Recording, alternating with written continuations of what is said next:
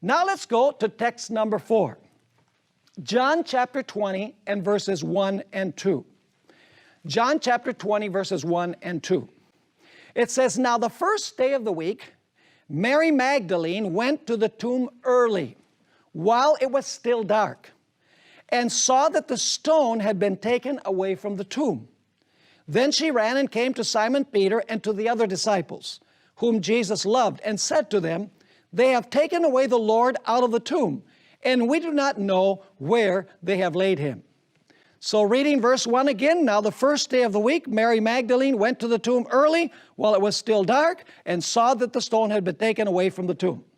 Question: is there anything in this text to suggest that the first day of the week is holy? Absolutely not. Is there anything in the text to indicate that we're supposed to go to church on Sunday or the first day of the week? Absolutely not. Is there anything in the text that would suggest that we're to honor the resurrection of Jesus Christ by keeping Sunday as the day in honor of the resurrection of Jesus? Absolutely nothing in the text. Incidentally, there's something very interesting, and that is that the book of John is being written about 60 years after the resurrection of Jesus Christ. So, it's telling the story of when Jesus resurrected, but it's being written 60 years later.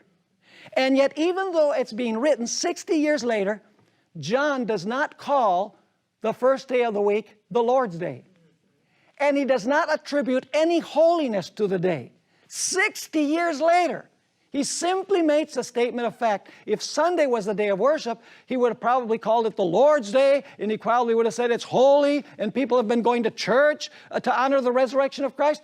Absolutely nothing. Even though he's writing 60 years after the resurrection of Christ, he does not call it the Lord's Day, and he does not say it's holy. He does not say you're supposed to go to church on that day. He doesn't say that you're supposed to keep it in honor of the resurrection of Christ. He simply makes a statement of fact. Now let's go to text number 5.